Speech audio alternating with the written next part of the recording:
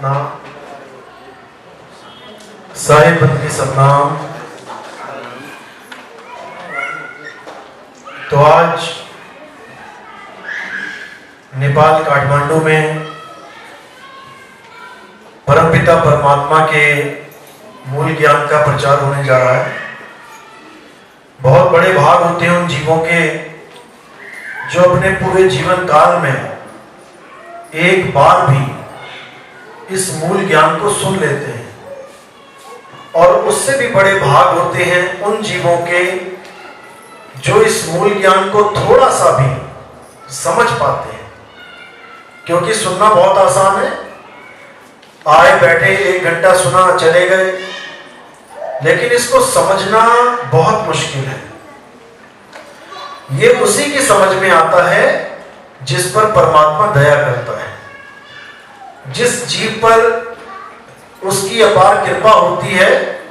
केवल वही समझ पाता है कि बात चल कहां की रही है, बताया क्या जा रहा है, समझाया क्या जा रहा है। नहीं तो ये किसी के समझ में आता ही नहीं। बड़े बड़े ऋषि मुनि, बड़े बड़े पीर पैगंबर इस ज्ञान को नहीं सुन पाए, ना समझ पाए, और ऐसे ही जीवन बिता के चले गए। तो आज उस सत्संग को, उस मूल ज्ञान को अच्छे से समझना है और अपने जीवन का कल्याण करना है। तो सत्संग शुरू करने से पहले परमात्मा के नाम पे जयकारा लगाएंगे और फिर सत्संग शुरू करेंगे। बोलिए परमपिता परमात्मा की, सतगुरु बंदी छोड़ कबीर साहिब की, सभी संतों की, सभी भक्तों की, सत्संग कराने वालों की, इनके माता पिता की, इनके बाल गोपाल की, सकल हंस को बंदगी साहिब बंदगी सतनाम। जय सतनाम। तो आज मूल ज्ञान का प्रचार होने जा रहा है। अच्छी तरह समझना है आपने। क्या है मूल ज्ञान, बहुत गहराई से समझना पड़ेगा। असल में ज्ञान 2 प्रकार के होते हैं। एक ज्ञान है पवित्र ज्ञान और एक ज्ञान है मूल ज्ञान।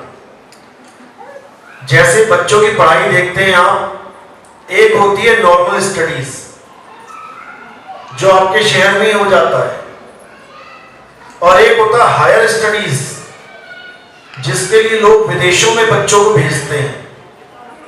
कोई ऐसा कोर्स करने भेजते हैं जिससे उसके नाम के आगे डॉक्टर, इंजीनियर, साइंटिस्ट लग जाता है। Higher studies. इसी प्रकार अध्यात्म में भी 2 प्रकार का ज्ञान है। एक पवित्र ज्ञान यानी सिंपल ज्ञान, नॉर्मल ज्ञान जो गली गली में मिल रहा है, गांव गांव में मिल रहा है, शहर शहर में मिल रहा है। और एक है मूल ज्ञान जो पूरे युग में कभी कभी मिलता है, पूरा पूरा युग बीत जाता है, लेकिन ये मूल ज्ञान नहीं मिलता। तो आज इन दोनों में फर्क को अच्छी तरह समझना है। पवित्र ज्ञान क्या होता है? जितना भी ज्ञान इस दुनिया में अभी तक चल रहा है, हिंदुओं में देवी देवता, मंदिर, मंत्र जाप, कोई पूजा पाठ, कोई कर्म कांड, हवन यज्ञ, मुसलमानों में कलमा, नमाज, रोजे या और भी कोई धार्मिक क्रिया है तो हज जाओ, मक्का मदीना जाओ, तीर्थ जाओ। ईसाइयों में कोई हालेलुया बोल रहा है, कोई चर्च जा रहा है, कोई प्रेयर कर रहे हैं, अलग अलग तीर्थों में जा रहे हैं। सिखों में गुरुद्वारे जा रहे हैं, अरदास कर रहे हैं, गुरबाणियां पढ़ रहे हैं, लंगर लगा रहे हैं, धर्म कर्म कर रहे हैं। या बौद्ध में, जैन में अपने अपने मंदिरों में जाके अपनी अपनी पूजा पद्धति कर रहे हैं। ये सारा ज्ञान पवित्र ज्ञान कहलाता है। पवित्र ज्ञान का मतलब है जिससे आप एक पवित्र आत्मा बने, एक पवित्र इंसान बने। यानी कोई आदमी सुबह तड़के 4 बजे मंदिर जा रहा है तो हर इंसान उसको देख के क्या कहेगा, अरे बड़ा धार्मिक आदमी है ये तो। ये तो भगवान का भगत है, ये तो सारी दुनिया सो रही होती है, ये मंदिर जा रहा होता है। कोई 5 टाइम नमाज पढ़ता है, एक भी टाइम नहीं छोड़ता, तो सब मुसलमान क्या कहेंगे, अरे भैया ये तो 5 टाइम का नमाजी है, ये तो अल्लाह को मानने वाला है, पवित्र है ये बंदा, ये झूठ नहीं बोल सकता। ऐसे ही गुरुद्वारे में जाते हैं लोग, सेवा करते हैं, जूते पॉलिश करते हैं, लंगर खिलाते हैं और भी सेवा करते हैं, रूटीन में जाते हैं, तो उनके लिए भी यही निकलता है कि भाई ये बहुत पवित्र आत्मा है, बहुत गुरुद्वारे पहुंच जाता है ये। यानी हमें एक पवित्र इंसान समझा जाएगा कब? जब हम पवित्र ज्ञान में भरपूर होंगे। मंदिर जाओ, मस्जिद जाओ, गुरुद्वारे जाओ, जिसको जैसी फैमिली मिली है उसको वैसा संस्कार मिल जाता है। अगर आप हिंदू परिवार में पैदा हो गए तो जाओ राम जी कृष्ण जी की पूजा करो। अगर गलती से मुसलमान परिवार में पैदा हो गए, कहो सारा जन्म एक बार भी मंदिर ना जाओ, जय श्री राम भी ना कह पाओ, पता लगा ईसाई पैदा हो गए तो कहो मस्जिद भी ना गए, मंदिर भी ना गए। यानी आप जहां पर भी पैदा हो गए, आपको उसी परिवार ने उसी धर्म से जोड़ देना है। एक भी चांस नहीं है कि हिंदू घर में बच्चा पैदा हुआ तो वो मुसलमान बन जाए, या ईसाइयों के बच्चा पैदा हुआ तो वो हिंदू हो जाए। ऐसा नहीं होगा। क्यों? क्योंकि ये प्राथमिक ज्ञान, ये पवित्र ज्ञान तुम्हें तुम्हारे परिवार से ही मिलता है। आप जाओगे अपने बच्चों को भी लेके जाओगे, जहां तुम जाओगे वहां बच्चे जाएंगे। तो ये हो गया पवित्र ज्ञान। अब दूसरा ज्ञान क्या है? दूसरा ज्ञान है मूल ज्ञान, हायर स्टडीज, जिसको कहते हैं ऊंची पढ़ाई करने गया है जी। अब वो क्या है? मूल ज्ञान में ना तो हिंदू, ना मुस्लिम, ना सिख, ना ईसाई, ना बौद्ध, ना जैन, किसी के भी पूजा पाठ की विधि को नहीं पढ़ाया जाता। समझो बात को। जैसे आप कॉलेज तक पढ़ गए, जब आप डिग्री कॉलेज में गए, कॉलेज से भी आगे, तो आपको पुरानी कोई भी पढ़ाई नहीं पढ़ाई जाती, खत्म, उसका रोल वहीं तक है। अब आगे एक नई पढ़ाई आपके सामने आएगी, जिसको हम कहते हैं हायर स्टडीज। वो ज्ञान जो सारे संसार को एक करने की ताकत रखता है, उसे कहते हैं मूल ज्ञान। और जो सारे संसार को अलग अलग कर बैठे, उसे कहते हैं पवित्र ज्ञान। सबको पता है भगवान एक है, अल्लाह एक है, वाहिगुरु एक है, बाणियां भी गाते हैं, बोलते भी हैं, लेकिन क्या कोई हिंदू मस्जिद में जा रहा है या कोई मुसलमान मंदिर में आ रहा है? कोई नहीं आ रहा। सबने अपना अपना अलग धर्म बना लिया है, केवल पवित्र ज्ञान की वजह से। यानी पवित्र ज्ञान आपको एक धार्मिक पुरुष तो बना होता है, केवल आदमी रूपी, आदमी नाम का जानवर लड़ता है धर्म के नाम पे, और कोई जानवर नहीं लड़ता। देख लो, कुत्ता कभी लड़ता हो धर्म के नाम पे? गली के नाम पे लड़ेगा। तू मेरी गली में कैसे आ गया? शेर लड़ेगा अपने एरिया के, अरे भाई मैं हूं इस जंगल में, तू कहां से आ गया? हर जानवर रोटी और मकान के लिए, यानी स्थान के लिए लड़ेगा। तेंदुए ने शिकार किया, इतने में लकड़बग्गे आ गए, सियार आ गए, अब उस मरे हुए हिरण के लिए लड़ सकते हैं, लड़ाई हो रही है, मैं खाऊंगा ये तू खाएगा। लेकिन कभी धर्म के नाम पे लड़ाई नहीं होती। क्यों? उसको क्या किसी और अल्लाह ने बनाया है? वो क्यों नहीं लड़ रहा? क्या उन जानवरों को किसी और भगवान ने बनाया है? उन चिड़िया, उन पंछियों को, उन कीड़े मकोड़ों को किसी और खुदा ने बनाया है? वो क्यों नहीं लड़ रहे? कारण क्या है? मूल कारण क्या है लड़ाई का? 52 अक्षर। 52 अक्षर इस सारे फसाद की जड़ है। कौन से 52 अक्षर? जो आपको बचपन में घोट घोट के पिलाए जाते हैं। जब छोटे से होते हो ना तो स्कूल में भेजा जाता है क्या पढ़ने के लिए? 52 अक्षर। बच्चों बोलो अ आ इ ई उ ऊ का खा गा घ, ये सब गिनोगे तो 52 अक्षर होते हैं। ये यहीं से बीज पड़ जाता है झगड़ों का। ये 52 अक्षर ही असली फसाद है झगड़े का। कैसे? जैसे आपको प्यास लगी है और आप हिंदू हो लेकिन घूम अमेरिका में रहे हो, तो जैसे प्यास लगी आप दुकान पे गए, अब आपने वहां बोला पानी, तो वो समझेगा नहीं, वो कहेगा व्हाट पानी। फिर तुम इशारा करोगे, वो कहेगा वो वाटर। यस यस यस, मतलब इशारा समझ गया। वाटर की जगह कुछ और भी बोल देना, वहां पर भी तुम कहोगे हाँ भैया दे दे, क्योंकि सारी दुनिया में ये इशारा चलता है। तुम्हें कोई प्रॉब्लम नहीं है उस शब्द से जो तुम्हारा नहीं है। पानी शब्द हमारा है, वाटर उनका है, कोई दिक्कत नहीं। क्यों? क्योंकि तुम्हें पता है अब तत्व मिलने वाला है। तत्व यानी अब सच में पानी मिलने वाला है। चाहे तुम पानी को कुछ भी बोलते हो, मुझे क्या लेना, मुझे पानी पीने से मतलब है। सारी दुनिया के जानवर पानी पीते हैं बिना ये जाने कि आदमी ने इसका नाम क्या रख दिया। शेर को प्यास लगती है, आ जाता है तालाब के पास। हिरन को प्यास लगती है, आ जाता है तालाब के पास। जंगली सुअर को, गीदड़ को, भालू को, जिसको प्यास लगती है, बिना ये सोचे समझे कि इसको मैं बोलूं क्या, वो बस पीना शुरू कर देता है। इसको कहते हैं तत्व ज्ञान। पानी एक तत्व है, पानी कोई नाम नहीं है। ये तो नाम हमने रख दिया। कैसे रखा? जब 52 अक्षर की उत्पत्ति हो गई, उसके बाद किसने बनाए 52 अक्षर? ये आ आ ई ई का खा गा किसने बनाए? भगवान ने?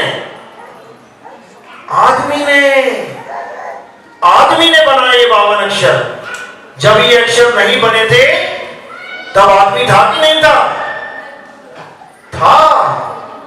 बिना अक्षरों के जीवन जीता था। कैसे?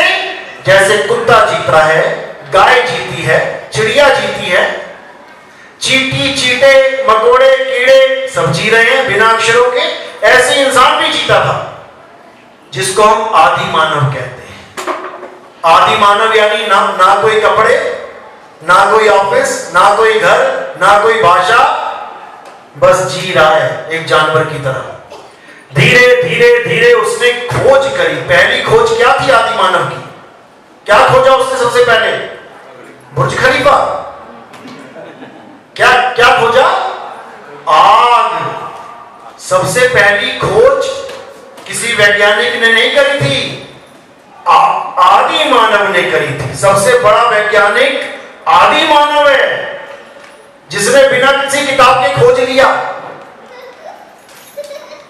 तो जब उसने आग खोजी तब उसको समझ में आया कि 5वां तत्व भी है। नहीं तो पहले वो 4 तत्वों में जीता था। पता है ना आपको 5 तत्व कौन से हैं? आकाश, वायु, धरती, जल और आग। ये आग एक खोज है, ये 5वां तत्व एक खोज है। आदि मानव ने इसको खोजा। जैसे ही आग को खोजा, अब उसका जीवन ही बदल गया। अब जानवर उसके द्वारा खोजी गई आग से ही डर के भाग रहे थे, नहीं तो पहले लड़ते थे आके। अब उसने समझ लिया कि इन जानवरों को डरा के मैं राजा बन सकता हूं, और उसने आग का भरपूर फायदा उठाया। मांस पकाने के लिए भी आग का यूज हुआ। धीरे धीरे धीरे उसने आगे और भी खोजें करी, चक्का बनाया, टायर बनाया, और आगे विस्तार हुआ। उसने चित्र बनाए। आज भी देखोगे गुफाओं पे चित्र बने हुए हैं, एक दूसरे को संकेत देने के लिए कि यहां पे शेर है आसपास, तो शेर बना दिया। यहां कोई बड़ा अजगर है तो अजगर बना दिया। यानी चित्रों के द्वारा अपनी बातों को जाहिर करना सीखा। उसके बाद उसके बाद कुछ ज्ञानी पुरुषों ने अक्षरों की खोज करी, यानी मुंह से निकलने वाली जितनी भी आवाजें हैं उनको लिपिबद्ध कर दिया। पहली आवाज निकली आ, तो उसको बना दिया आ, ऐसे बनाएंगे आ। उसके बाद ई, तो ई बना दिया, ऊ तो ऊ बना दिया। उसके बाद अपनी पूरी कम्युनिटी को सिखा दिया, जब भी मैं कहूंगा आ तो ये लिखना है तुमने, मैं कहूंगा ई तो ये लिखना है। वही आज बच्चों को सिखाया जाता है, लिखो बेटा अनार। बच्चा एक एक शब्द पकड़ता है, आ तो आ लिख दिया, ना तो ना लिख दिया, रा तो रा लिख दिया। ऐसे ही धीरे धीरे करते करते करते बच्चा पीएचडी कर लेता है इन्हीं अक्षरों से। इन्हीं अक्षरों के द्वारा वो बच्चा डॉक्टर बन जाता है, साइंटिस्ट बन जाता है। तो हमारे जीवन में जब ये अक्षर आ जाते हैं उसके बाद क्या होता है, सारे संसार में जो भी चीज दिखाई देती है उसका एक नाम रख लेते हैं। कुछ भी दिखा, पेड़ पौधे पत्थर हवा आसमान, जो भी लगा जो भी महसूस हुआ उसका एक नाम रख लिया। अच्छी बात है। इतने मसाले हैं, अगर तुम्हें कोई काली मिर्च या लौंग इलायची चाहिए हो और तुम्हारे मुंह में जबान ना हो तो तुम दुकान पे जाके इलायची मांग नहीं सकते। समझा समझा के थक जाओगे, क्या चाहिए वो दे नहीं पाएगा क्योंकि इतनी सारी वैरायटी है।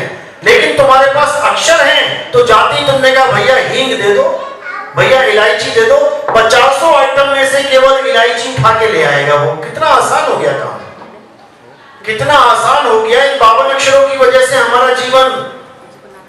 नहीं तो जितनी चीजें हैं उतने इशारे कर करके थक जाओगे, सामान लेके नहीं आ पाओगे। इतनी बड़ी दुकानें हैं, इतना कुछ पड़ा है, क्या इशारा करोगे।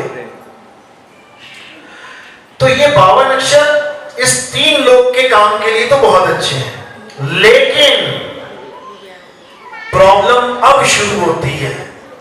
अगर यहां तक 52 अक्षर रहे तो कोई दिक्कत नहीं है, बहुत अच्छा जीवन है, बहुत सुखमय जीवन है, आसान जीवन है। लेकिन प्रॉब्लम अब यहां शुरू होती है कि इसी इंसान ने भगवान का भी नाम इसी 52 के द्वारा रख डाला। हिंदुओं ने राम रख दिया, मुसलमानों ने अल्लाह रख दिया, सिखों ने वाहिगुरु रख दिया और ईसाइयों ने गॉड रख दिया। अब लगे झगड़ा करने, क्यों? क्योंकि केवल नाम रखा है, तत्व को नहीं जानते। नाम तो पानी के भी अलग अलग रखे हैं, जल वाटर नीर तोय पानी, 5 तो यही हो गए। लेकिन आप कभी झगड़ा नहीं करोगे इन नामों के लिए, क्यों? क्योंकि आपको तत्व का पता है कि सामने वाला पानी बोल रहा है तब भी ये है, जल बोल रहा है तब भी ये है, वाटर बोल रहा है तब भी ये है। कोई झगड़ा नहीं, क्योंकि तत्व का ज्ञान है आपको। लेकिन जब कोई बोलता है राम तो मुसलमान कहता है नहीं अल्लाह। जब मुसलमान कहता है अल्लाह तो ईसाई कहता है नहीं गॉड। और जब ईसाई बोलता है गॉड तब सिख बोलता है ना ना ना ना वाहिगुरु अकाल पुरख। बस यही झगड़ा है, यही झगड़ा है, क्योंकि वो तत्व को नहीं जानते। राम वाले को ये नहीं पता कि राम क्या है, गॉड वाले को ये नहीं पता कि गॉड क्या है, वाहिगुरु वाले को ये नहीं पता कि वाहिगुरु क्या है, खुदा वाले को ये नहीं पता कि खुदा क्या है। लेकिन अपने अपने नामों को पकड़ के बैठे हैं। बोल जय श्री राम, बोल जय श्री राम, मारूंगा वरना, तू बोल अल्लाह अकबर। सब नामों में उलझे पड़े हैं, इसीलिए सारे झगड़े हो रहे हैं। जैसे ही ये नामों का खेल खत्म, सारे झगड़े खत्म। यानी ये 52 अक्षर बनने के बाद ही सारे नाम बने हैं। अगर ये 52 अक्षर हटा दो तो राम का रा कहां से लेके आओगे? क्योंकि या रा ला वा शा ये पूरी लाइन हट जाएगी।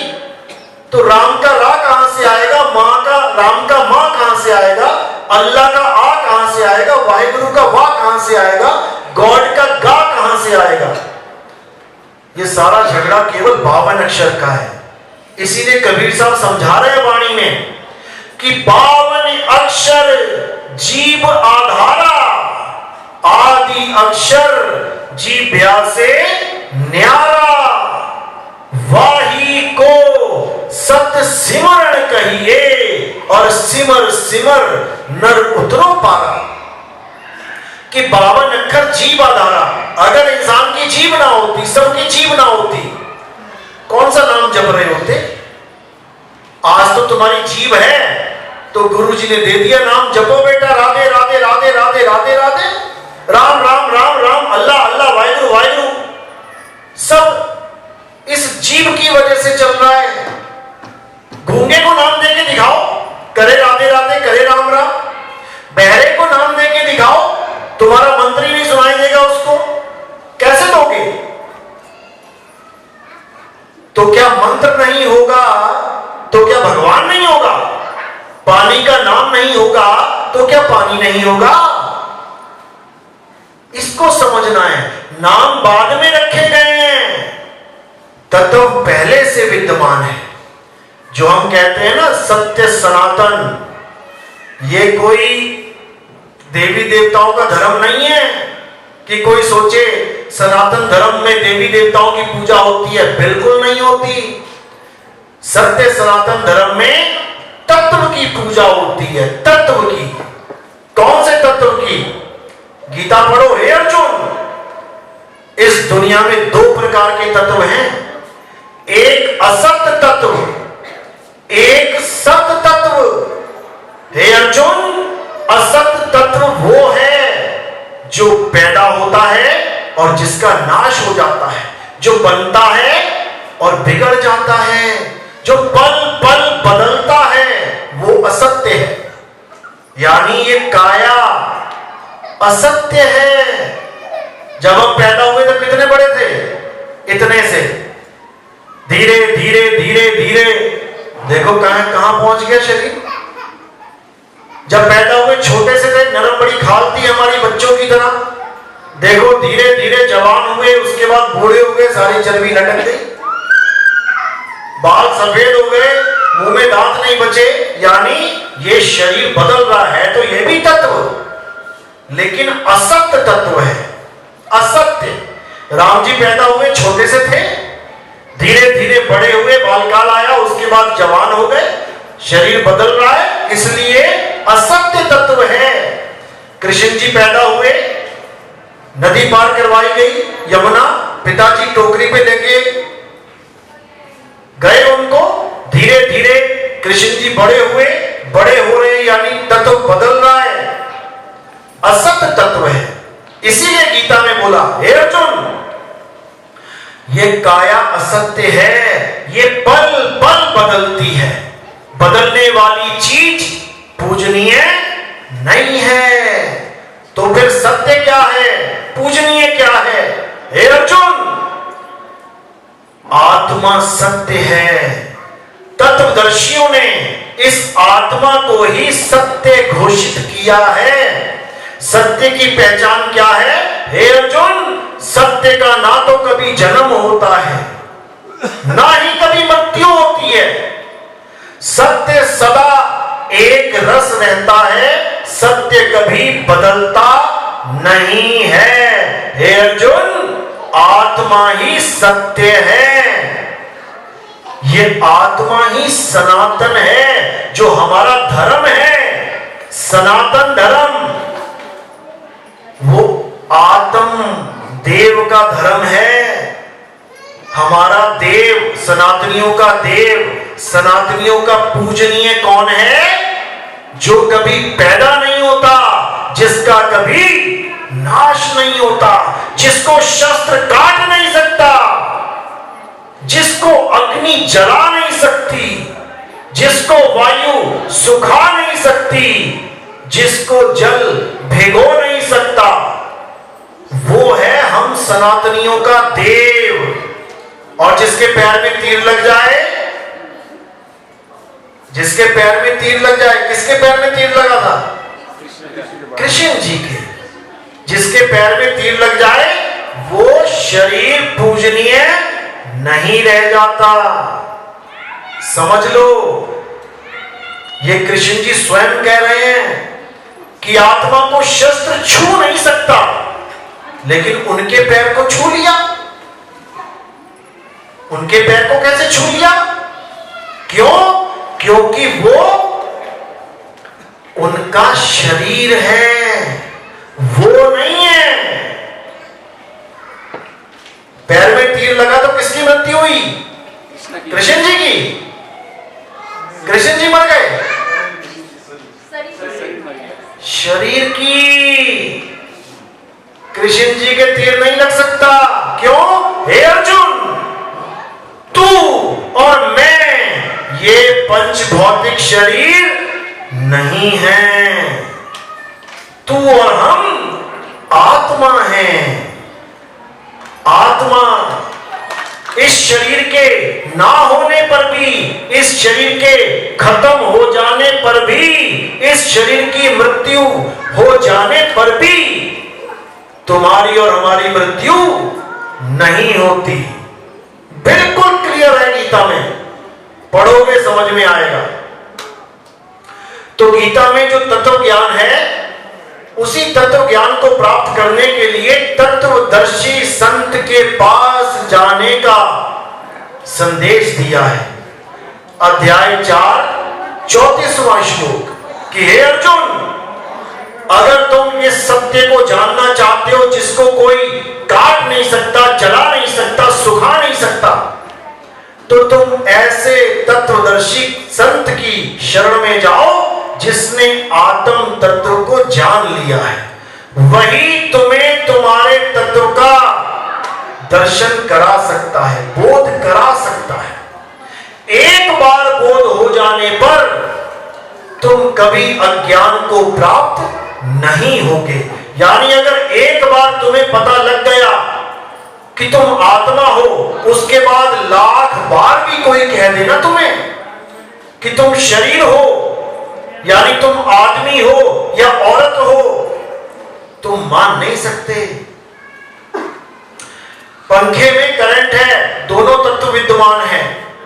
एक नाशवान तत्व जो दिखाई दे रहा है, इस पे अभी हथौड़े मारो, ये पंखा वंखा सब टूट जाएगा। एक नाशवान तत्व, जैसे ये काया शरीर है, अभी हथौड़े मारो खत्म। तो हथौड़े पंखे के तो लग सकते हैं, और तुम बिजली के हथौड़े मारो, करंट के मारो, जरा तोड़ो, कितना तोड़ोगे? तो दोनों तत्व विद्यमान है। जब तक कोई अज्ञानी है, तब तक वो क्या सोचेगा कि पंखा और करंट एक ही है। यानी वो करंट को नहीं जानता कि करंट किस चीज का नाम है, तो वो क्या सोचेगा कि ये पंखा जीवित है, ये पंखा ही है जो कुछ है। लेकिन जो जीवन में एक बार भी करंट को हाथ लगा दे, लगाया करंट को, किस किसने करंट खाया जीवन में? हाथ खड़े करो जरा। बहुत कम लोग हैं भाई, यानी नेपाली इंटेलिजेंट है, करंट को हाथ नहीं लगाते। लेकिन सच्चाई यह है कि करंट को कोई भी हाथ नहीं लगाता। करंट गलती से लग जाता है, अनजाने में लग जाता है, लापरवाही से लग जाता है। कभी कोई करंट की तार में हाथ नहीं लगाता। लेकिन जिसको लग जाता है एक बार, करंट है तो चलेगा, नहीं है तो नहीं चलेगा। इसी प्रकार यह शरीर है, इसका करंट क्या है? आत्मा। आत्मा इसमें है, कनेक्टेड है तो चलेगा, और कनेक्टेड नहीं है तो नहीं चलेगा। इसी को समझना है। तो ये आत्मा किसके पास है? हिंदुओं के पास है या मुसलमानों के पास भी है? अच्छा, सबके पास है। क्या बात है, बहुत बढ़िया, इतना तो पता है। अब ये जो आत्मा सबके पास है, इसी आत्मा का नाम है रमता राम। एक राम है दशरथ वाले, समझो। अब इसी आत्मा का पर्यायवाची नाम है रमता राम। जो दशरथ जी वाले राम है वो केवल हिंदुओं के फेवरेट है। मुसलमान ना मानता उनको, ईसाई ना पूजता उनको, सिख ना मानता उनको, नहीं मानते भाई। लेकिन वो कौन है जिसके लिए हम भजन गाते रहे आज तक? तुझ में राम, मुझ में राम, सब में राम समाया, और सबसे कर लो प्रेम, जगत में कोई नहीं पराया। अब ये राम कौन सा? मुसलमान तो कहता भैया मेरे अंदर तेरा राम बाम नहीं है, कोई नहीं मानेगा वो। लेकिन जब तुम उसको ये पूछोगे भैया तेरे अंदर आत्मा है क्या, मना कर पाएगा? हिंदू मना कर पाएगा, या ईसाई मना कर पाएगा, या सिख मना कर पाएगा, या बौद्ध मना कर पाएगा, या जैन मना कर पाएगा? कोई मना नहीं कर पाएगा। बस उसी को जानना ही असली धर्म है, वही मूल ज्ञान है, वही आत्म ज्ञान है, जिसके लिए गीता में बोला गया अध्याय 3 17वां श्लोक, हायर स्टडीज की बात की गई है। अध्याय 3 12 13 14 15 16, जब ये श्लोक आप पढ़ोगे तो नीचे लेवल की बात की गई है, छोटी पढ़ाई। और 17वें श्लोक में हायर स्टडीज क्या बोल रहा है? अध्याय 3 का 12 13 14 15 16 श्लोक, उसमें साफ बोला जा रहा है कि जो लोग देवी देवताओं की पूजा नहीं करते हैं, मतलब अपने परिवार के दिया हुआ संस्कार, क्योंकि उस वक्त मुसलमान धर्म नहीं था। जब कृष्ण जी थे तो मुसलमान धर्म था क्या? नहीं था। ईसाई थे क्या? नहीं थे। बौद्ध जैन थे क्या? नहीं थे, वरना 2-4 श्लोक और ठोक देते वो 2-4 श्लोक मुसलमानों के लिए भी बोल देते। लेकिन वहां पर केवल यही धर्म है, इसलिए छोटी स्टडीज केवल देवी देवताओं की पूजा होती थी। तो छोटी स्टडी के लिए क्या बोला? जो लोग देवी देवताओं की पूजा नहीं करते, उनको चढ़ाया हुआ प्रसाद ग्रहण नहीं करते, या देवताओं को प्रसन्न नहीं करते, वो सब पापी जीव हैं। ये बोला क्या है? 16 तक खत्म कर दिया इस मैटर को। अब 17वें श्लोक में क्या कहते हैं? किंतु। श्लोक कहां से शुरू हो रहा है? किंतु। किंतु मतलब लेकिन। किंतु जो लोग आत्मा में रमण करते हैं, आत्मा में तृप्त हैं, आत्मा में संतुष्ट हैं, उनके लिए कोई धार्मिक कर्म कर्तव्य लागू ही नहीं होता। दोनों स्टडीज यानी पवित्र ज्ञान और मूल ज्ञान अध्याय 3 में आपको 12 से लेकर 17 तक मिल जाएगा। कहने का भाव क्या है? जब तक तुम्हारे जीवन में कोई आत्मज्ञानी गुरु नहीं आया, तब तक तुम मंदिर भी जाओ, अगर हिंदू हो तो मस्जिद भी जाओ, मुसलमान हो तो गुरुद्वारे जाओ, सिख हो तो चर्च जाओ, ईसाई हो तो कोई फर्क नहीं पड़ता। यानी तुम अपनी छोटी क्लासेस कंप्लीट करते जाओ। अब कोई डॉक्टर बनना चाहता है तो क्या वो LKG UKG में नहीं जाएगा? पहली दूसरी पांचवी 10वीं 12वीं नहीं करेगा? करेगा। लेकिन अगर उसका लक्ष्य है डॉक्टर बनना, तो उसको समझा दिया जाएगा, बेटा बनना तो तूने डॉक्टर ही है, लेकिन अभी तू 5वीं क्लास में है, तुझे 6ठी 7वीं 8वीं 9वीं 10वीं 11वीं 12वीं भी करनी है। लेकिन जब तू डॉक्टर की क्लास में जाएगा, उसके बाद इन किताबों का कोई मतलब नहीं रह जाएगा, इस स्कूल का कोई मतलब नहीं रह जाएगा। बच्चा 10वीं पास हो जाए, 11वीं में चला जाए, दोबारा कभी क्या 10वीं की क्लास में बैठेगा जाके? कौन कौन गया दोबारा बैठने? स्कूल छोड़ के कॉलेज में चले गए तो कभी जाओगे स्कूल में? इसी प्रकार हमारे आध्यात्मिक स्कूल कौन से हैं? मंदिर, मस्जिद, गुरुद्वारे, चर्च छोटे बच्चों के लिए हैं। जैसे क्रच में जाते हैं, बच्चों के लिए खेल खिलौने होते हैं ना, गुड्डे गुड़िया, हाथी घोड़ा पालकी, पता नहीं क्या क्या रखा होता है, ऐसे ही हर जगह तराशा इंसान ने तराशा। यानी वो भगवान जिसे तुम भगवान समझ रहे हो, किसने बनाया उस भगवान को? इंसान ने भगवान बना दिया। बहुत बढ़िया। भगवान इंसान बनाता है या इंसान भगवान बनाता है? भगवान इंसान को बना रहा है, इंसान नहीं बना सकता भगवान को, वो केवल मूर्तियां बना सकता है। लेकिन एक लेवल तक वो भी आपके भले के लिए, एक लेवल तक 12वीं की क्लास 12वीं तक आपके भले के लिए, क्योंकि उसका आधार जो डिग्री करोगे आगे जाके उसका आधार 12वीं ही है। इसी प्रकार आत्मज्ञान तब समझोगे, गीता तब समझोगे जब कृष्ण जी से प्यार करोगे। अब कभी मंदिर ही नहीं गए, कृष्ण की मूर्ति से कभी प्रेम ही नहीं किया, तो जब कृष्ण की मूर्ति से प्रेम नहीं किया तो कृष्ण जी की गीता से प्रेम कब होगा? समझो, जब तुम अपने पिता को प्रेम ही नहीं कर रहे हो तो पिता की बात से प्रेम कब होगा? उसका कहा कब मानोगे तुम कहा तभी मान पाओगे जब तुम पिता से प्रेम करते हो। नहीं तो पिताजी बोलता रह जाएगा, तुम कान के पीछे बात फेंक के निकल जाओगे घर से। वो कहेगा यार कैसी औलाद पैदा हो गई, मेरी सुनती नहीं है। इसी प्रकार जब तुम शरीर छोड़ के जाओगे तो कृष्ण जी कहेंगे यार कैसी औलादें पैदा हो गई थी, मैं बोल बोल के थक गया, गीता में सुनते ही नहीं है ये लोग। हमारा वो हाल है कि पिताजी की सुनेंगे नहीं, लेकिन रोज सुबह माथा टेक के निकल जाएंगे। जो वो काम कह रहा है वो नहीं करेंगे, लेकिन शाम को आते हुए माथा टेक के निकल जाएंगे। यानी मंदिर में जाएंगे, पूजा करेंगे, पाठ करेंगे, निकल जाएंगे। लेकिन कृष्ण जी जो गीता में, अरे पूरा युद्ध रोक दिया उन्होंने तुम्हारे चक्कर में।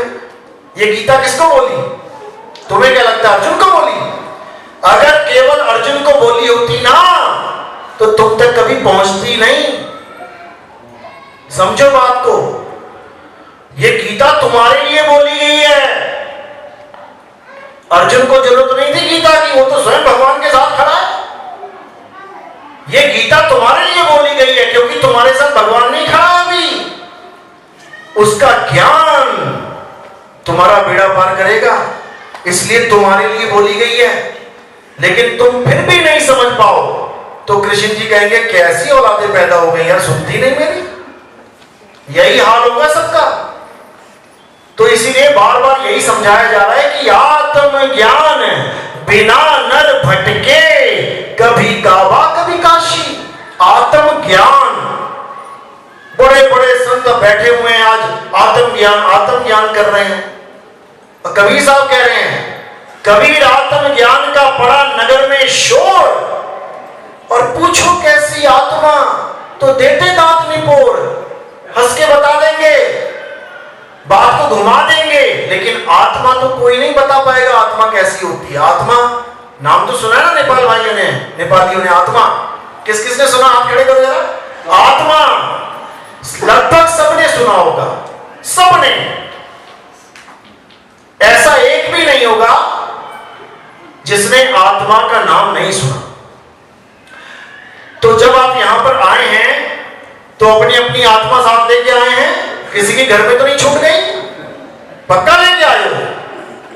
अपना मोबाइल लायो, पर्स लायो, घड़ी लायो, जूते लायो, सबके अलग अलग है, अभी ढेर लगा दे, अपनी अपनी पहचान लोगे। मेरी चप्पल ये वाली यार एक नहीं मिल रही, ले गया लग रहा कोई, एक नहीं ले जाएगा, टेंशन ना लो, ले जाएगा, दोनों ही ले जाएगा। तो सब अपनी अपनी चीजें पहचानते हैं। क्यों? क्योंकि तुम्हारे साथ रहती है वो चीज हमेशा। मोबाइल हमेशा साथ रहता है, कपड़े हमेशा साथ हैं, इसलिए पहचान लेते हो। आत्मा भी तुम्हारे साथ ही है। लेकिन क्या तुमने आज तक आत्मा को पहचाना कि मैं किसको आत्मा बोलूं? आत्मा है क्या? क्या है आत्मा? इसी का ज्ञान गुरु के द्वारा होता है। गुरु तुम्हें यह समझाता है कि आत्मा को प्राप्त कैसे किया जाए, जो तुम्हारे पास है। आत्मा को सर्वव्यापी बोला जाता है। सर्वव्यापी मतलब जो हर जगह व्याप्त है। अब लोग हर जगह को क्या समझ लेते हैं? कुर्सी, मेज, पत्थर। वो सोचते हैं हर जगह, मिट्टी में भी है, खा ले थोड़ी सी फिर मिट्टी मिल जाएगा परमात्मा। फिर घर से परमात्मा को झाड़ू लगा के बाहर क्यों करते हो? अगर मिट्टी में परमात्मा है तो रोज झाड़ू क्यों लगा रहे हो? आने दो ना, चले जाओ, तुम चाहे हवाई जहाज में बैठ के आसमान में उड़ जाओ, तुम चाहे जमीन के नीचे चले जाओ, तुम चाहे मंगल ग्रह पे चले जाओ, तुम कहीं भी चले जाओ, आत्मा हमेशा तुम्हारे साथ है, सर्वव्यापी, हर जगह तुम्हारे साथ है। बिना आत्मा के तुम कहीं जा ही नहीं सकते। घर से आ रहे थे ना, अगर आत्मा तुम्हारे शरीर का साथ छोड़ देती, पहुंच जाते यहां पे, कोई ना पहुंच पाता। तो शुक्र करना है उस आत्मा का कि उसकी वजह से हिंदू मंदिर जा पा रहा है, मुसलमान मस्जिद जा पा रहा है, सिख गुरुद्वारे जा पा रहा है, ईसाई चर्च में जा पा रहा है। तुम ये जो राम राम कर रहे हो, मुसलमान जो अल्लाह अल्लाह कर रहे हैं, ये भी आत्मा की वजह से ही कर पा रहे हैं। आत्मा जब निकल जाती है, बोल के दिखाए कोई राम, बोल के दिखाए कोई अल्लाह, नहीं बोल सकते, क्योंकि आत्मा की वजह से ही सब कुछ चल रहा है। लेकिन हमें बाकी सब कुछ का ज्ञान है, सुई से लेके हवाई जहाज बना लिया पूरा ज्ञान है, एलकेजी से लेके पीएचडी की किताबें पढ़ ली, प्रोफेसर बन गए, हर चीज का ज्ञान है। लेकिन जिस चीज का हमें ज्ञान प्राप्त करने के लिए मनुष्य जन्म मिला है, उस चीज का ज्ञान हमें नहीं है, जिसको आत्म ज्ञान कहते हैं। अगर ये आत्म ज्ञान हमें प्राप्त हो जाए तो हमारे सारे झगड़े खत्म, हमारा सारा जितना भी आप कहते हो कि मैं बहुत परेशान हूं, मेरी जिंदगी इतनी बेकार है, मैं ऐसे मैं वैसे, सब खत्म। क्योंकि आपके जीवन का जो लक्ष्य है वो आपको मिल जाता है, आपको मंजिल मिल जाती है। आत्म ज्ञान ही हमारे जीवन का परम लक्ष्य है। इसी को देने के लिए, इसी ज्ञान को देने के लिए सतगुरु बंदी छोड़ कबीर साहब चारों युगों में आते हैं। लेकिन हमें बताया नहीं गया, इसलिए नहीं पता है, कोई बात नहीं। अब सुन लो, सतयुग में सत सुकृत नाम से आते हैं, त्रेता में मुनिंद्र के नाम से आते हैं, द्वापर में करुणामय के नाम से आते हैं, और कलयुग में कबीर के नाम से आते हैं। चारों युगों में वो आत्म ज्ञान का प्रचार प्रसार करते हैं, लेकिन वो कभी किसी धर्म को एक्सेप्ट नहीं करते। उनको किसी ने पूछा, भैया आप हिंदू हो कि मुसलमान? क्योंकि उस वक्त हिंदू मुसलमान ही होते थे। तो कबीर साहब ने क्या बोला? हिंदू कहो तो हूं नहीं, मुसलमान भी नहीं, और पांच तत्व का पूतरा गैबी खेले माही।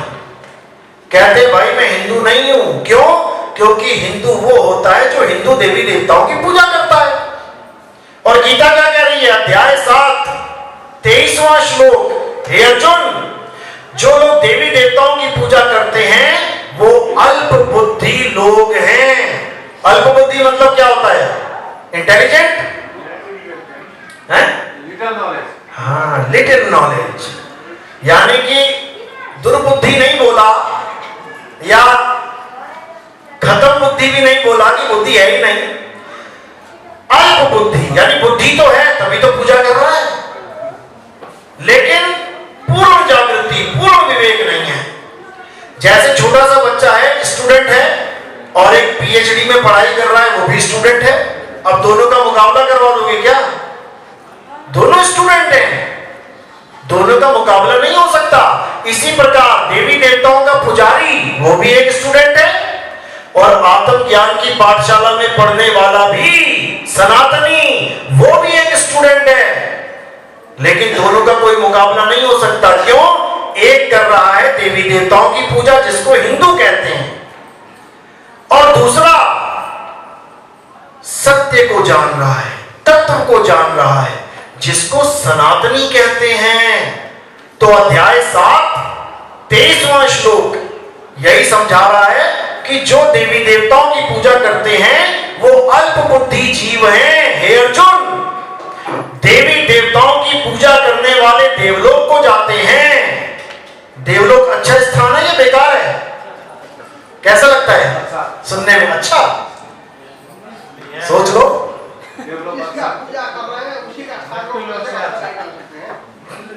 देवलोक का मतलब होता है स्वर्ग, मान लो स्वर्ग, जहां सब देवी देवता रहते हैं। उधर पता है एक राक्षस तपस्या कर रहा है। अब जब राक्षस तपस्या करता है तो स्वर्ग में जो सिंहासन होता है वो क्या होता है, डोलने लग जाता है। और तुम्हारी कुर्सी डोलने लग जाए तो अच्छा लगेगा कि बुरा लगेगा? अरे तुम तो कार की कुर्सी भी नहीं डोलने देते, धक धक धक होती ड्राइवर को, भैया ठीक से चलाना है। तुम तो 2 सेकंड भी कुर्सी डोलने नहीं देते। नेता की कुर्सी डोलने लगती है तो क्या होता है, हार्ट अटैक आने वाला हो जाता है उसे, भैया मर गया यार। यानी कोई कुर्सी छोड़ना नहीं चाहता।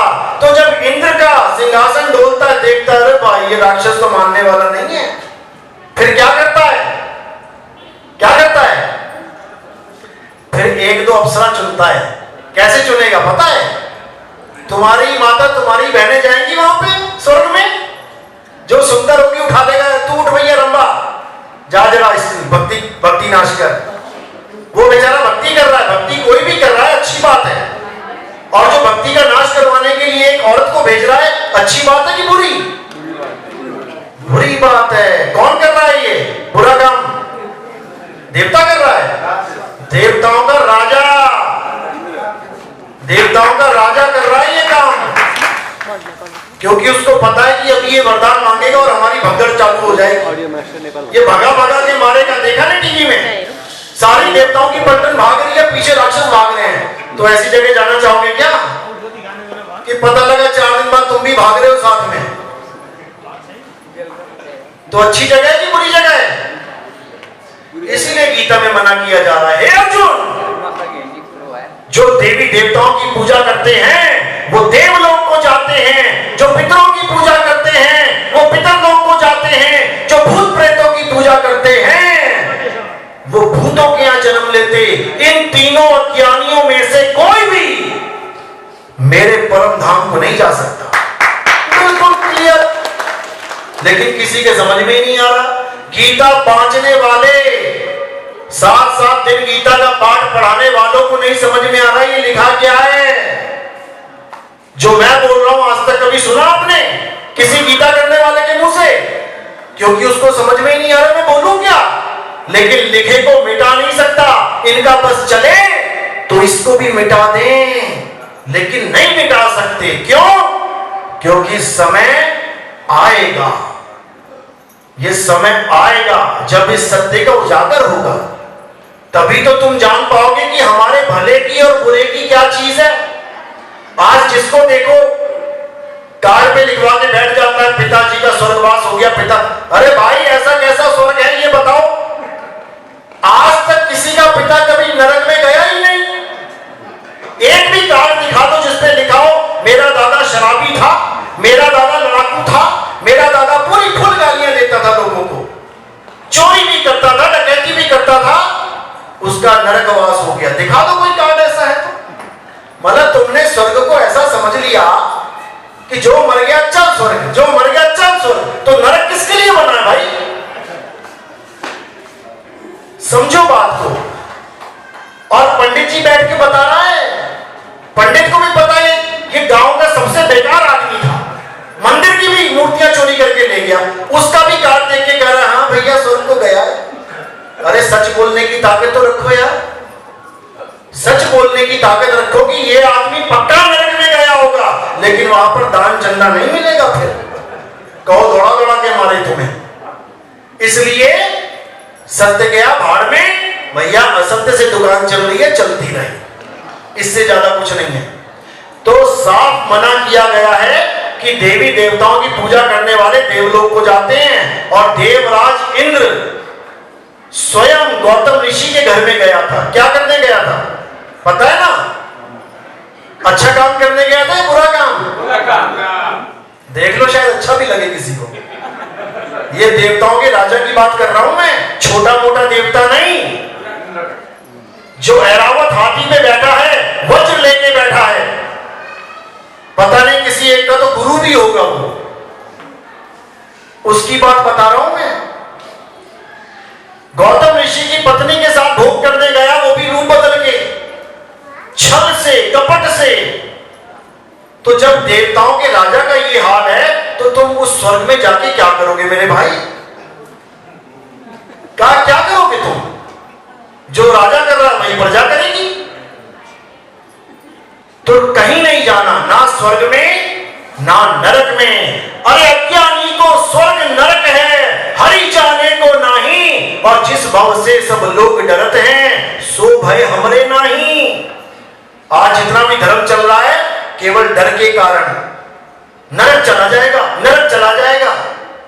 मुसलमानों में दोजख में जाएगा तू, दोजख में चला जाएगा। ईसाइयों में हेल में चला जाएगा, हेल में। अरे भाई मजाक ही समझ लिया बिल्कुल। कबीर साहब बिल्कुल मना कर रहे हैं, कह रहे कहीं जाना ही नहीं है। अरे ना कहीं आना ना कहीं जाना, आपे में आप समाना। अब ये क्या चीज है, इसको समझ लो अच्छे से। एक तो हो गया लो लेवल ज्ञान, जिसमें स्वर्ग नरक पितरलोक फलाना लोग ढिगाना लोग, दुनिया भर के लोग ज्यादा से ज्यादा क्या बोलेंगे, वैकुंठ धाम चले जाएंगे। वैकुंठ धाम चले जाओ, वहां क्या होगा? वहां के तुम्हारी बड़ी अच्छी खातिरदारी होगी। सुदामा का नाम सुना है? सुदामा से बड़े भगत हो क्या आप लोग? सुदामा के चरण धोके कृष्ण जी ने पिया। अब उससे बड़ा कौन होगा?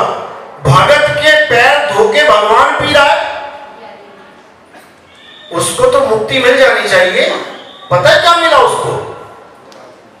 राक्षस जन्म में आ गया वापस घूम के।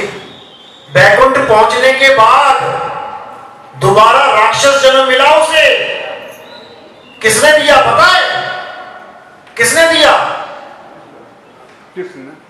कृष्ण क्यों देगा? वो तो चरण धोके पी रहा भाई। राधा रानी ने, राधा ने श्राप दिया सुदामा को। यह आपको कोई नहीं बताएगा कथा में, केवल आपको वहां भक्ति की दृढ़ता करवाएगा कि बस सुदामा बन जाओ, कृष्ण जी करो, राधा राधा करो। और ये नहीं बताना कि फिर आगे राक्षसी बन जाओ। शिव महापुराण पढ़ो, उसमें बिल्कुल क्लियर है। शंखचूड़ राक्षस सुदामा कृष्ण जी का मित्र, राधा रानी ने श्राप दिया। क्यों दिया श्राप पता है? क्योंकि यही नहीं पता वो राक्षस बना, तो कारण क्या पता होगा? क्योंकि आपको कोई बताएगा ही नहीं। आपको कौन बताएगा? स्वाध्याय।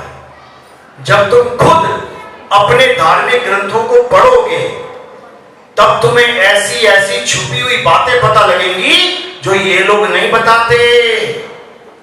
क्योंकि उसके बाद सवाल जवाब शुरू हो जाएंगे और उन सवालों के जवाब इनके पास नहीं है। उसके बाद धंधा पानी खत्म होने लग जाएगा। इसलिए इन चीजों को किनारे ही रहने दो, किनारे रहने दो। तुम जाओ भाड़ में, तुम कहीं जाओ, राक्षस बनो या किन्नर बनो या कुछ भी बनो, हमारी दुकान चलती रहे। लेकिन ऐसा अब नहीं होगा।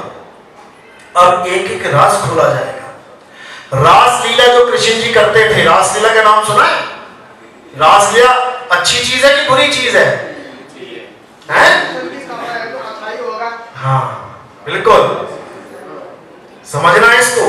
यहां पे रासलीला की सबको समझ में आता है कि भाई ठीक है रासलीला कर रहे हैं। बैकुंठ में रासलीला की तो अच्छी होगी बुरी हो गई? जब यहां पर अच्छी है तो वहां पर भी अच्छी है। लेकिन इसी रासलीला के चक्कर में राधा रानी ने कृष्ण जी को श्राप दे दिया, क्योंकि वो रासलीला राधा रानी के साथ नहीं किसी और के साथ चल रही थी, इसलिए श्राप दे दिया। लेकिन रासलीला तो कृष्ण जी कर रहे हैं, सुदामा को श्राप क्यों दे दिया भाई? करे कोई भरे कोई। सुदामा क्या कर रहे थे उस वक्त? सब ग्वालों के साथ दरवाजे पे खड़े होकर पहरा दे रहे थे। जैसे कोई किसी से मिलने जाता है ना, तो दोस्तों कहता भाई देखता रहियो, कोई आ जाए तो बेल मार देना। बस वही राक्षस योनि में जा। तो शंखचूड़ नाम का राक्षस सुदामा ही था, जिसकी शिव जी के साथ जंग हुई और फिर उसका संहार हुआ। तो कहने का मतलब कि बैकुंठ लोग भी कोई रहने लायक नहीं है। पता नहीं कब राधा रानी का दिमाग समझ जाए, पता नहीं कब तुम्हें नीचे भेज दे। रहने की लायक कौन सी है जगह? अच्छी तरह समझ लो, केवल और केवल आत्मा। आत्मा ही वो जगह है जहां पे तुम रहो तो सेफ हो। अब सोचो कि आत्मा में कैसे रहेंगे? अभी कहां रह रहे हो? अभी तुम कहां रह रहे हो? शरीर में। अभी तुम शरीर में रह रहे हो। एक दिन शरीर खाली करके चले जाओगे, तुम्हारे घर वाले कहेंगे पापा तो चले गए, मम्मी तो चली गई, शरीर यहीं पड़ा है, लेकिन तुम्हें क्या कहेंगे? चली गई। तो अभी तुम रह रहे हो शरीर में, और तब कहां रहोगे? तब रहोगे आत्मा में। यानी सारे संसार से अपने ध्यान को हटा के अपनी आत्मा में स्थित हो जाना, स्थिर हो जाना। जैसे कछुआ पानी से निकला, गांव में चलता चलता चलता आगे बढ़ा, दूर से कुत्ता भागा आया एकदम। अब कछुआ क्या करेगा? कुत्ते से तेज भागेगा? अब वो कहां जाएगा? खुद में।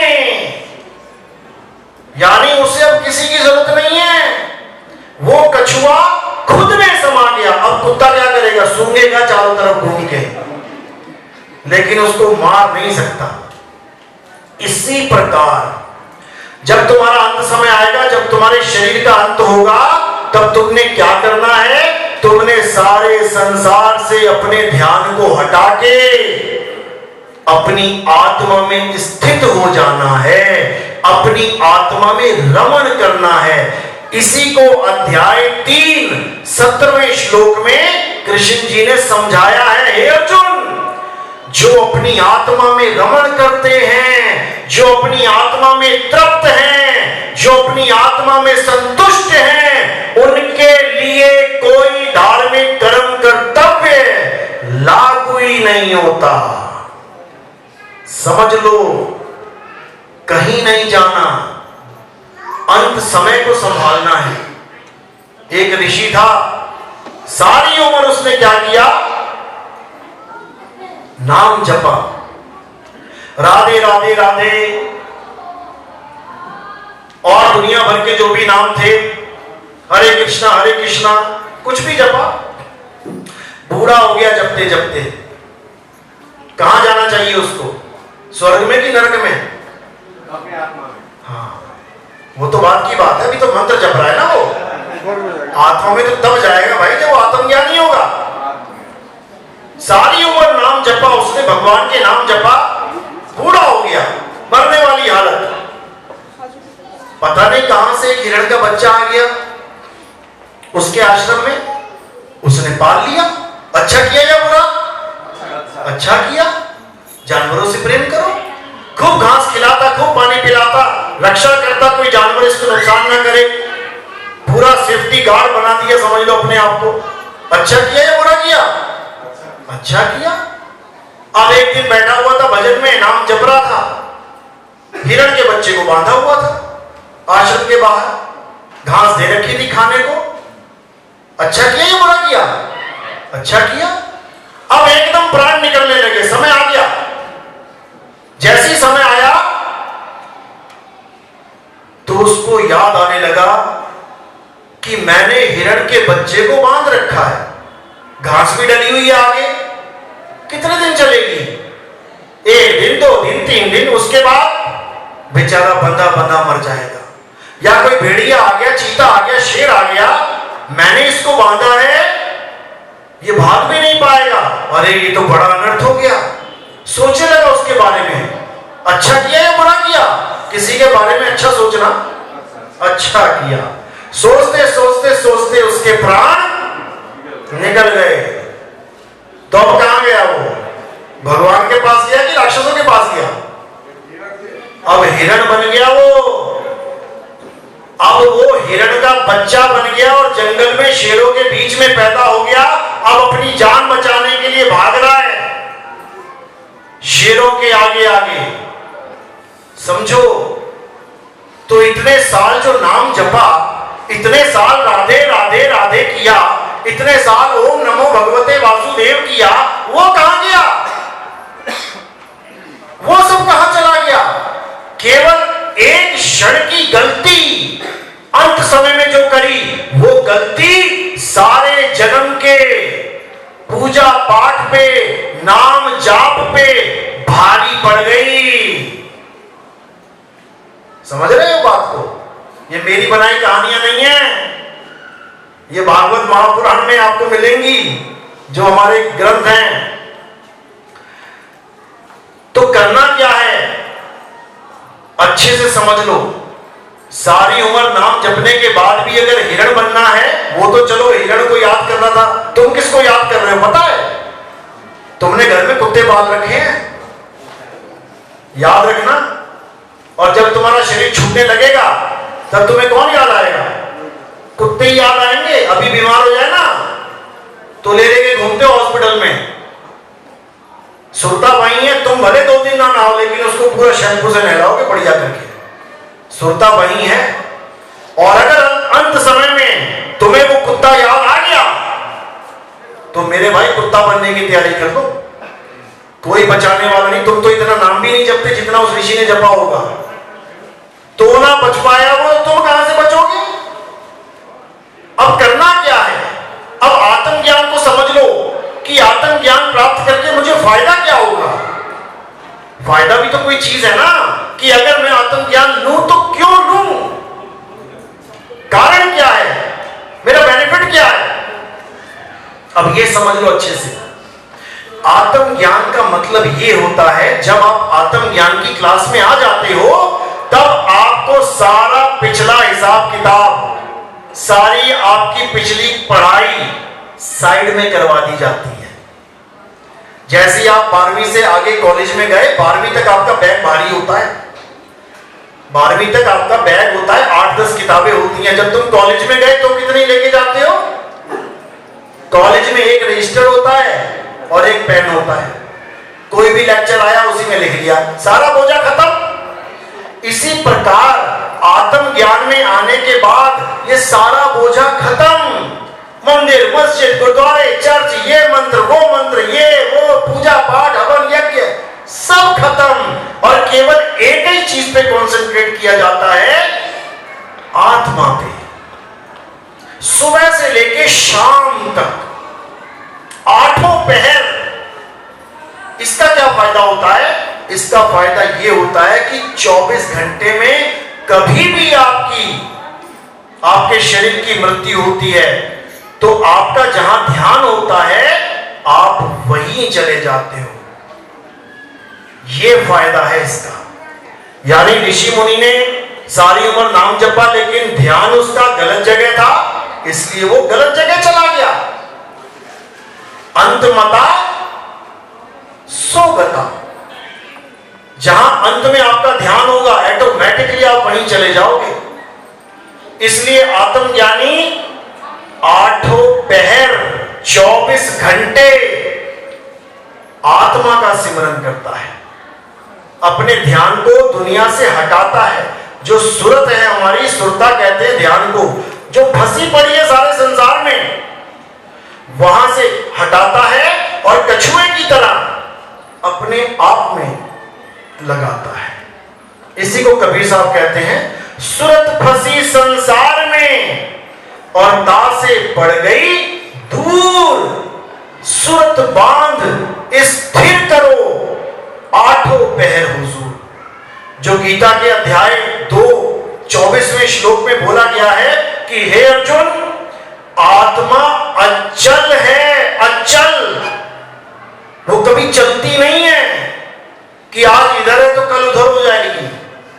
वो अचल है, और अगर तुम उस आत्मा का ध्यान करोगे तो तुम भी अचल हो जाओगे। फिर ना तो तुम कोई स्वर्ग में जाओगे, ना तुम किसी नरक में जाओगे, ना तुम किसी ब्रह्मलोक में, शिवलोक में, गोलोक में, किसी लोक में नहीं जाओगे, क्योंकि हर लोक में धक्के हैं।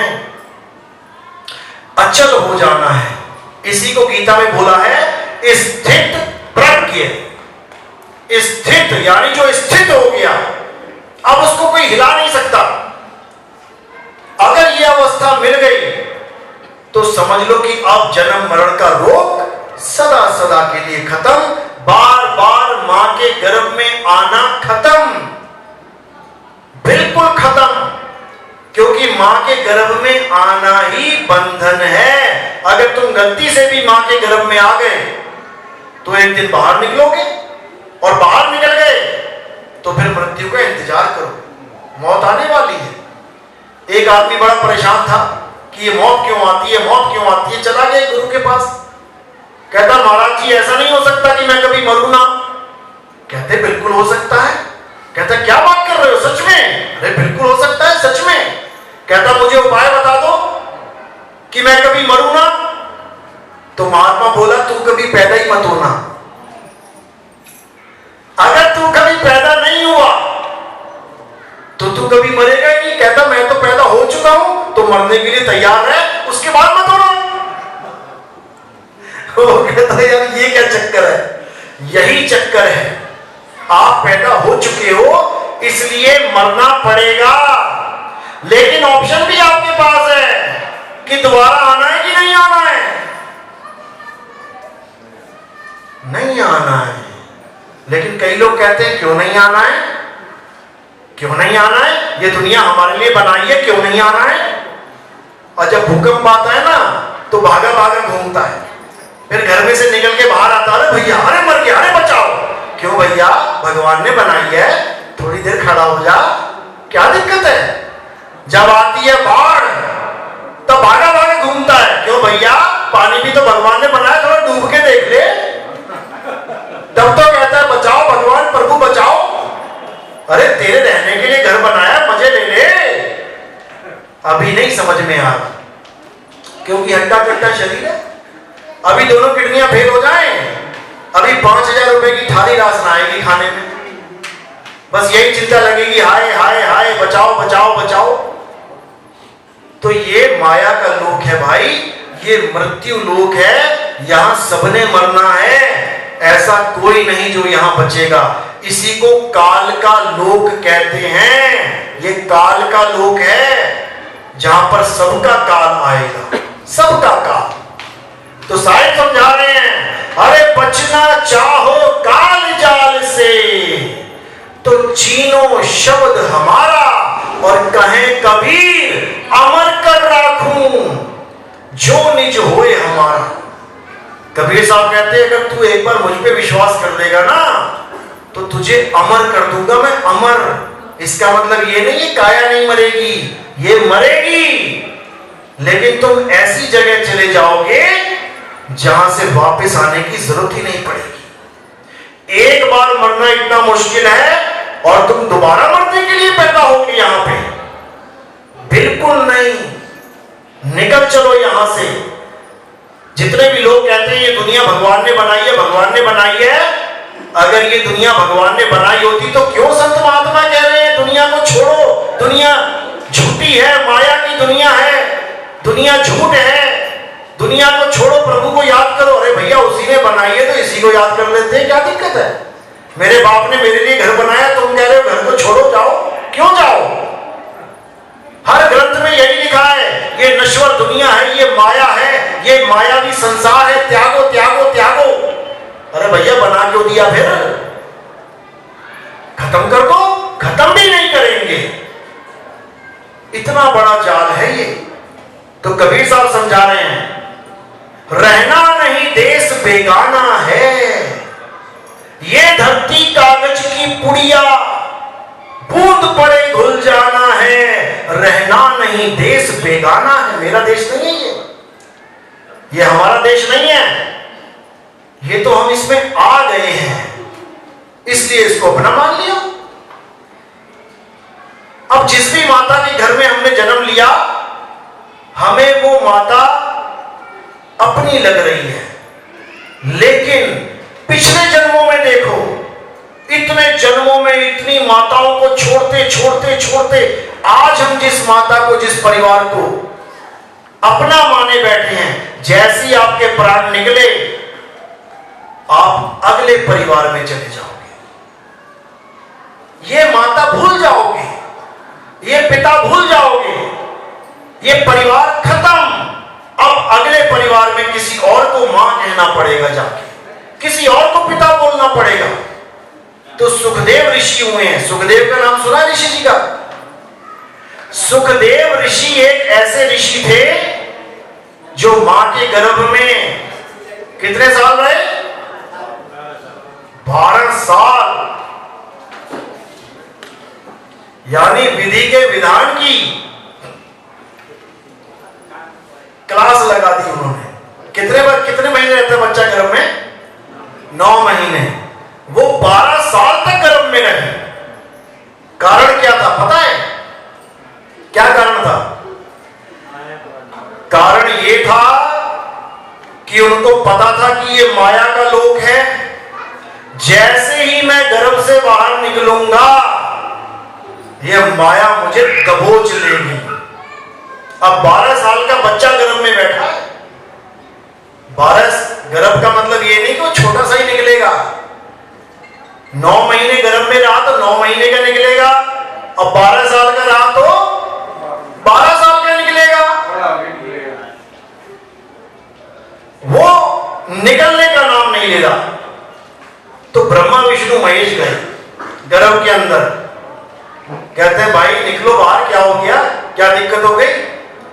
वो कहता महाराज तुम तीनों जो गुणों के प्रधान हो, रजोगुण सतोगुण तमोगुण, मुझे पता है जैसे ही मैं बाहर निकलूंगा तुम मेरे ऊपर अपने गुणों का जाल फेंक दोगे, ये त्रिगुणी माया फेंक दोगे। मैं नहीं निकलता, मैं यही भक्ति करके निकल जाऊंगा। वो कहते नहीं भाई निकलना तो पड़ेगा। तो वो कहता कि एक पल के लिए अगर आप अपनी माया रोकते हो, यानी गर्भ से निकलने के बाद मुझे केवल एक पल के लिए ये गर्भ याद रहना चाहिए, मात्र एक पल के लिए, तब तो मैं निकलूंगा, नहीं तो नहीं निकलता। तो उन्होंने कहा तथास्तु। अब जैसे ही वो निकला उसने दौड़ लगा दी जंगल की तरफ। अब मां और बाप कह रहे बेटा शक्ल तो दिखा जा। और वो क्या कह रहा है? कौन मां कौन बेटा, कौन बाप कौन बेटा? अरे चक्कर में पड़े हुए, पता नहीं कितनी बार मैं तेरा बाप हो लिया, कितनी बार तू मेरा बाप हो लिया, भागो यहां से। और जो एक कनेक्शन होता है नाभि वाला, माता के साथ जुड़ा होता है, उसको अपने हाथ से तोड़ रहा है, फेंक रहा है और जंगल में भाग गया। ये सुखदेव ऋषि हैं, तब भी मुक्त ना हो पाए। इतना कुछ करने के बाद भी मुक्त नहीं हो पाए। क्यों? आत्म ज्ञान नहीं मिला, मंत्र ज्ञान मिल गया, बैठ गए तपस्या करने। आत्म ज्ञान बहुत बड़े भाग हो आपके तब मिलता है, याद रखना। जैसे कृष्ण जी कहते हैं गीता में, हे अर्जुन तुझसे पहले मैंने ये ज्ञान सूर्य को दिया था। तो अर्जुन कहता महाराज हम और आप तो अभी आए हैं, सूर्य तो पता नहीं कब से है, आपने उसको ज्ञान कब दे दिया? तो कृष्ण जी ने कहा भाई तेरे और मेरे कई जन्म हो लिए, मुझे सब याद है, तू भूल चुका है। यानी जब मैंने सूर्य को ज्ञान दिया तो बहुत पुरानी बात है। लेकिन सोचने वाली बात यह है कि अगर सूर्य को ज्ञान दिया तो सूर्य की मुक्ति हो जानी चाहिए थी, लेकिन आज भी वही टंगा दिखाई दे रहा है आसमान में। जिसको आत्म ज्ञान हो जाता है वो मुक्त हो जाता है। लेकिन सूर्य आज भी आसमान में दिखाई दे रहा है, इसका मतलब ये प्रूफ होता है कि सूर्य को आत्म ज्ञान नहीं मिला, नहीं मिला, केवल ज्ञान मिला है, आत्म ज्ञान नहीं मिला। क्यों? क्योंकि आत्म ज्ञान केवल गीता का ज्ञान किसी को भी मिल सकता है, अभी पढ़ना शुरू कर लो। लेकिन आत्म ज्ञान तत्वदर्शी संत के पास जाके मिलता है, जो सत्य और असत्य तत्व दोनों तत्वों का निबेड़ा कर दे। उसके पास जाके मिलता है। तो नकली तत्व को कहते हैं तत्व, और असली तत्व यानी आत्मा को कहते हैं नितत्व, यानी तत्वों से परे। उसको नितत्वदर्शी संत भी कहते हैं। तो इसको अच्छे से समझना है। तो आत्मज्ञान की क्लास में केवल और केवल आत्मा का ही जिक्र होता है, और उस क्लास का नाम है अध्यात्म। अध्यात्म, अध्यात्म का मतलब होता है अध्याय या अध्ययन करना। किसका? आत्म का। अध्यात्म। इसमें ना कोई देवी, ना कोई देवता, ना कोई कुरान, ना कोई इंजील, ना कोई चर्च, ना कोई गुरुद्वारा, कुछ नहीं। यानी सारी छोटी छोटी क्लासों से ऊपर उठ जाना। जब तुम डिग्री कॉलेज में पहुंच गए तो ना वहां पर ए फॉर एप्पल की किताब मिलेगी, ना वहां पे का से कबूतर वाली किताब मिलेगी, ना वहां पे अलिफ बे ते की किताब मिलेगी। वहां छोटी स्टडीज की कोई किताब नहीं मिलेगी। वहां केवल और केवल आत्मज्ञान की क्लास मिलेगी। समझ में आ रही है मेरी बात, या ऊपर से जा रही है सब? किस किस को समझ में आ रही है? हाथ खड़ा करें एक बार। जिसको 1% भी समझ में आई हो, मात्र 1%, 100 तो नहीं आएगी। अगर 1 भी % अगर आपको आज ये बात समझ में आ गई तो समझ जाना कि आपके जीवन में आत्मज्ञान का बीज पड़ गया है। अब मालिक की दया होगी और ऐसा एनवायरनमेंट बनेगा, ऐसा माहौल बनेगा, जिसको हम कहते हैं ऐसा मौसम आएगा कि उसके बाद वो बीज अंकुरित होने लग जाएगा, और धीरे धीरे धीरे वही बीज एक पेड़ का रूप ले लेगा। यानी आप पूर्ण आत्मज्ञानी हो जाएंगे। और जैसे ही आप पूर्ण आत्मज्ञानी होंगे, अब आपका जन्म और मरण का खेल खत्म हो जाएगा। चलो, आज का सत्संग यही समाप्त करते हैं, और आगे का प्रोग्राम गिरीश जी आपको बताएंगे। तो एक जयकारे के साथ सत्संग समाप्त करते हैं। बोलिए परमपिता परमात्मा की जय, सतगुरु बंदी छोड़ कबीर साहिब की जय, सभी संतों की जय, सभी महंतों की जय, आज के आनंद की जय, सकल हंस को बंद की साहिब।